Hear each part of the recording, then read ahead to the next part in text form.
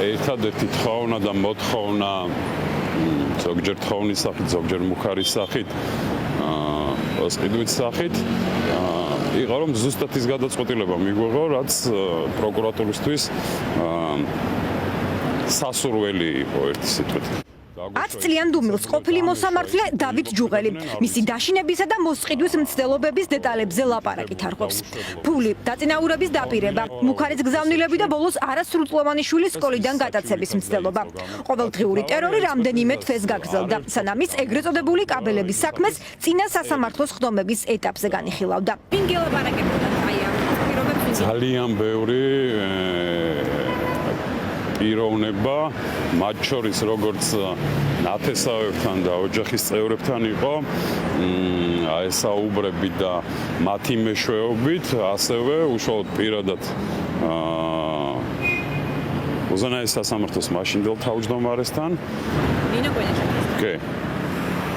საქალაქო სასამართლოს თავმჯდომარესთან. და იმ პერიოდისთვის ფარცხალაძე არც პროკურატურას წარმოადგენდა, არც სასამართლოს გესაუბრებოდა ბიძინა ივანიშვილის სახელით. თხოვნის შემდეგ ეს იყო პირდაპირ მუხარაც იმასთან დაკავშირებით, რომ მოხდებოდა დაკავება.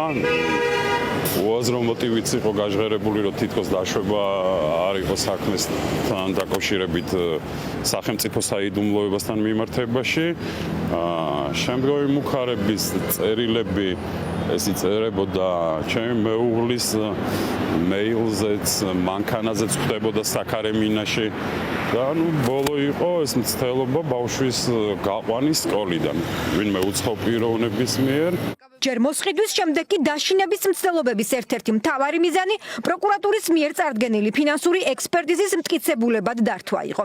თუმცა მოსამართლე ჯუღელი ამბობს, რომ საეჭვო მეთოდოლოგიით ჩატარებული არაკვალიფიციური ექსპერტიზა საქმეს არ დაურთო. ეგრეთ წოდებული კაბელების საქმე გახდა გადამწყვეტი, რის გამოც ის ვადის ამოწურვის შემდეგ სისტემაში აღარ გააჩერეს. წარმოიდგინეთ, როდესაც პროკურატურის სასამართლოს მაღალჩინოსნები არიან ჩართული ესეთ ქმედებებში პოლიციასთან და იმის მცდელობის ას თუ ხედავთ.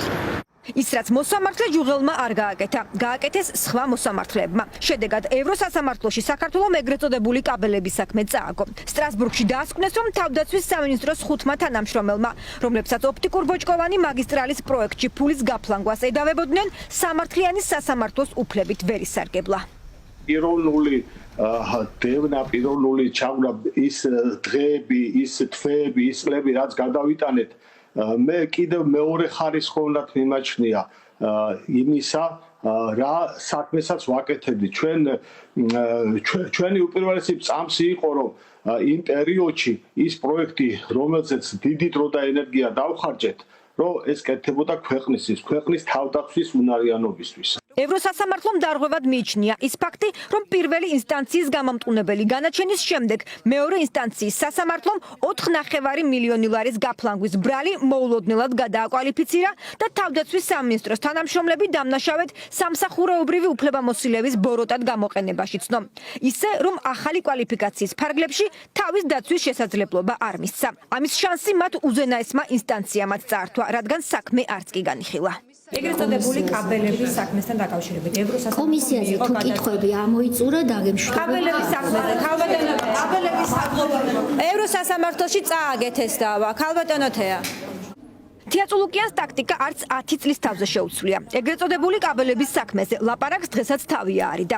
ის თავდაცვის ყოფილი მინისტრის ირაკლი ალასანიას პარტიის ის გამონაკლისი წევრი იყო, რომელმაც ეგრეთ წოდებული კაბელების საქმის ბრალდებულებს არც მხარდაჭერა გამოუცხადა და არც ქართული ოცნების კოალიციიდან ამ საქმის გამო წასულ საკუთარ პარტიას გაჰყვა. პარტია გადადის საგანგებო მოქმედების რეჟიმზე და სწორედ ოქტომბრის არჩევნებზე საქართველოს საზოგადოებასთან ჩვენ ხალხთან ერთად შევცვლით არაფორმალური მმართველის მორჩილ ხელისუფლებას. საქმე გვაქვს მიზანმიმართულ პოლიტიკურ შეტევასთან საქართველოს თავდაცვის სამინისტროს წინააღმდეგ. თავსხლები დაგვასხეს, დაგწამეს უამრავი რამ ამ ადამიანებს, ჩვენ ირაკლი ალასანიას.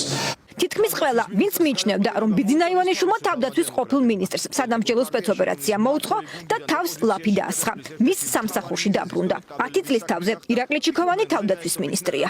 ყველანაირი პოლიტიკური სპეკულაცია, რაღაცა პარალელების გავლება, რაღაცა შედარებების გაკეთება, მე მგონი არის უადგილო.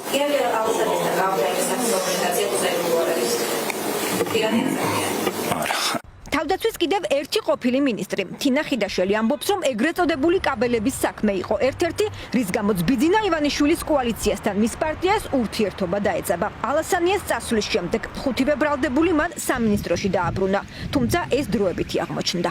ყველაზე უფრო მძიმე გადაწყვეტილება მიიღო დღეს სტრასბურგის სასამართლომ, ვიდრე შეეძლო წარმოედგინა ეს ივანიშვილის რეჟიმს, იმიტომ რომ 10 წლის დაგვიანებით მართალია, მაგრამ მაინც სტრასბურგის სასამართლომ თქვა ზუსტად ის, რაც გახდა ერთ-ერთი უპირველესი მიზეზი იმ კატასტროფის, რომელშიც პარტია ქართული ოცნება აღმოჩნდა და ეს არის სასამართლოს დამოუკიდებლობის არარსებობა. რა თქმა უნდა, ამოცანა იყო არა კონკრეტულად ამ ადამიანებთან ანგარიშწორება, ამ ადამიანებს არავინ არ ერჩოდა პირადად.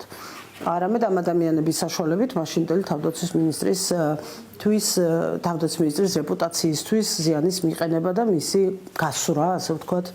გიზო ღლონტმა, ნუგზარ კაიშაურმა, გიორგი ლობჟანიძემ, არჩილ ალავიძემ და დავით წიფურიამ ციხე ჯამში წელიწად ნახევრიანი პატიმრობის შემდეგ 2017 წელს დატოვეს.